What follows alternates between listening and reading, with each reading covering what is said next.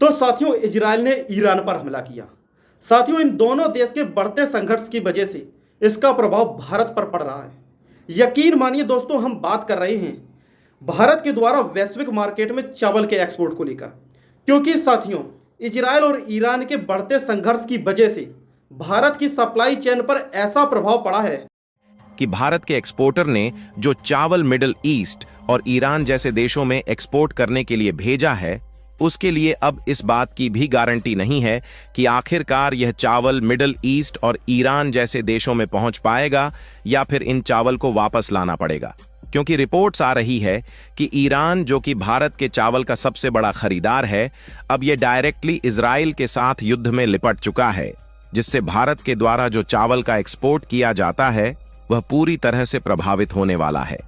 और न सिर्फ चावल का एक्सपोर्ट प्रभावित होने वाला है, बल्कि इंडियन एक्सपोर्टर की मुसीबतें अभी से ही बढ़ना शुरू हो चुकी है। पूरी डेवलपमेंट क्या है इस वीडियो में समझते हैं, लेकिन आगे बढ़ने से पहले इस वीडियो को लाइक करके चैनल को सब्सक्राइब जरूर कर लीजिए, क्योंकि आपके लिए तो 1 सेकंड का काम है, लेकिन इससे हमारी काफी बड़ी मदद होती है। देखिए, जब भी परिस्थितियां बिगड़ती हैं और सप्लाई चेन में रुकावट आती है, तो सबसे पहले भारत के एक्सपोर्टर और इंपोर्टर को ही दिक्कत शुरू होने लगती है। हालांकि इंपोर्टर को तो कच्चा तेल इंपोर्ट करने के मामले में दिक्कत होती है, लेकिन खासकर दिक्कतें एक्सपोर्टर को झेलनी पड़ती है,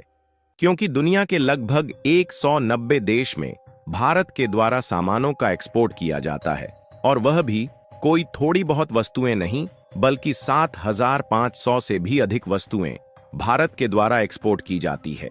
जिसमें सबसे ज्यादा अमेरिका, संयुक्त अरब अमीरात यानी कि यूएई और सऊदी अरब से लेकर जर्मनी, सिंगापुर और यूके जैसे देशों तक भारत अपने सामानों का एक्सपोर्ट करता है। और इससे भी बड़ी बात यह है कि इसमें से भी 115 देश ऐसे हैं जहां पर भारत का एक्सपोर्ट लगातार साल दर साल बढ़ता जा रहा है। लेकिन अब माजरा पूरा 360 डिग्री पलटता हुआ दिखाई दे रहा है। ऐसा इसलिए हो रहा है क्योंकि जब 2024 के अंत में इजराइल और हमास के बीच जंग ने मिडिल ईस्ट को हिलाया, तो दुनिया ने सोचा शायद कुछ ही हफ्तों की बात होगी। लेकिन जैसे ही 2025 की शुरुआत में ईरान ने सीधे तौर पर इंटरफेयर किया और फिर इजराइल ने हाल ही में ईरान की मिलिट्री फैसिलिटी पर हमला किया, तो पूरे वेस्ट एशिया में वॉर जोन बन गया, जिससे अब ये कोई सीमित संघर्ष नहीं, बल्कि ये एक ऐसा छाया युद्ध बन चुका है जिसका असर सिर्फ मिसाइल और हथियारों तक नहीं, बल्कि आयल, शिपिंग और खाने के दाने दाने पर पड़ने लगा है। और खाने के दाने में भी भारत के द्वारा जो चावल एक्सपोर्ट किया जाता है, इसमें समस्याएं आना शुरू हो चुकी हैं। क्योंकि देखा जाए तो भारत हर साल लगभग 40 से 60 लाख टन बासमती चावल का एक्सपोर्ट करता है, जिसका मूल्य करीब 48,000 करोड़ रुपए है। इस एक्सपोर्ट का लगभग 25% हिस्सा यानी 7 से 8 लाख टन ईरान को जाता है। इसके अलावा इराक को भी 20% बासमती चावल एक्सपोर्ट होता है। दोनों देश मिलकर भारत के बासमती राइस एक्सपोर्ट का लगभग 45% हिस्सा खरीदते हैं, जिसका मूल्य $2 अरब से ज्यादा है।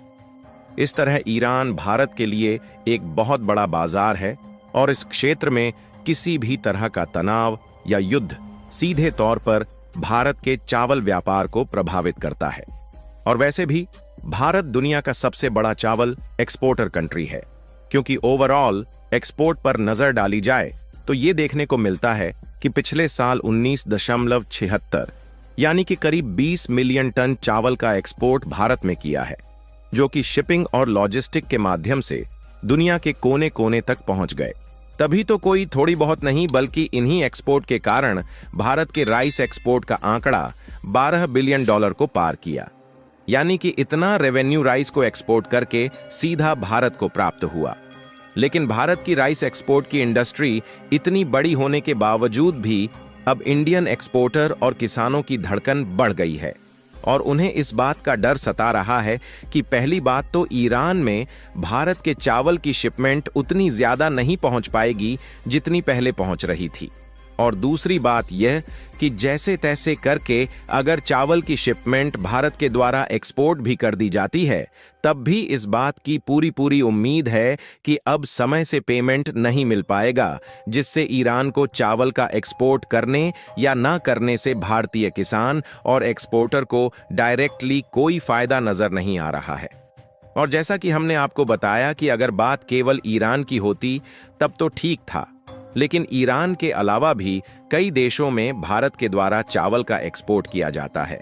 लेकिन ईरान और इजराइल के बीच युद्ध का संघर्ष चलने से उसकी भी सप्लाई में समस्याएं आ गई हैं। ऐसा इसलिए क्योंकि अरेबियन सी से होते हुए स्ट्रेट ऑफ हॉर्मुज और पर्शियन गल्फ के रास्ते बाकी के देशों में शिपमेंट भेजी जाती है।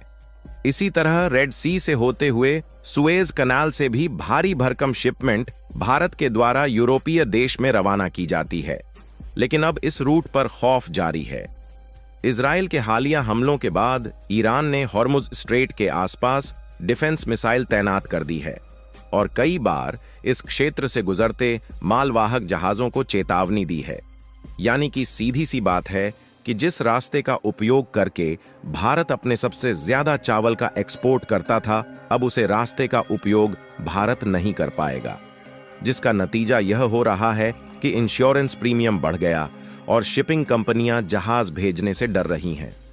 यहां तक कई जहाजों को अफ्रीका का लंबा चक्कर काटने पर मजबूर होना पड़ा, जिससे लॉजिस्टिक लागत दोगुनी हो गई। अब सीधी सी बात है कि आप सोच कर देखिए कि जब एक कंटेनर की कीमत ही 1.5 से 2 गुना हो जाए तो कम प्रॉफिट मार्जिन वाले चावल जैसे प्रोडक्ट्स का एक्सपोर्ट कैसे होगा। क्योंकि यह बात किसी से छिपी नहीं है, भारत जो चावल दुनिया भर के अलग अलग देश में एक्सपोर्ट करता है, इसमें प्रॉफिट बहुत ही कम होता है, जिससे विदेशों को सस्ते पड़ते हैं और वह ज्यादा से ज्यादा मात्रा में भारत से चावल खरीदते हैं। लेकिन रिपोर्ट की माने तो नतीजा यह हो रहा है कि देश के बंदरगाहों पर लाखों टन चावल फंसा पड़ा है। एक्सपोर्टर सरकार से क्लियरेंस का इंतजार कर रहे हैं, जबकि वहीं कुछ हद तक विदेशी खरीदार थाईलैंड और वियतनाम की तरफ भी भाग रहे हैं।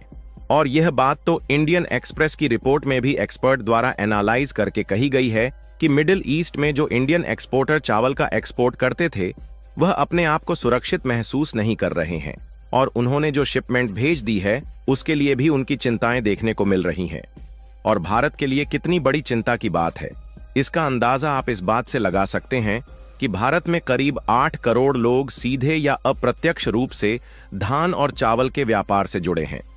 लेकिन अब एक्सपोर्ट की रुकावट की वजह से किसान मंडियों में चावल बेच नहीं पा रहे और मिलर्स को स्टॉक रखने की जगह नहीं मिल रही। यहां तक कि बैंकों का लोन दबाव भी बढ़ रहा है, जिससे एक्सपोर्टर कह रहे हैं हमने विदेशी ऑर्डर लिए थे लेकिन सरकार से अनुमति नहीं मिली, जिससे अब न पैसा मिला और न ही साख बची। फिलहाल कुछ हद तक चावल का एक्सपोर्ट पहले ही बंद था, लेकिन इस तरीके की परिस्थितियां आने के बाद देखना यह होगा कि आखिरकार भारत इसका क्या सॉल्यूशन निकालता है। तो साथियों, इसके आगे आपकी इस वीडियो को लेकर क्या राय है, कमेंट बॉक्स में अपनी राय जरूर बताइएगा। और साथियों, इसी तरह की इन्फॉर्मेटिव वीडियो के लिए वीडियो को लाइक और चैनल को सब्सक्राइब करके नोटिफिकेशन को ऑन कर देना, जिससे कि इसी तरह की इन्फॉर्मेटिव वीडियो सबसे पहले आप लोगों तक पहुंच सकें।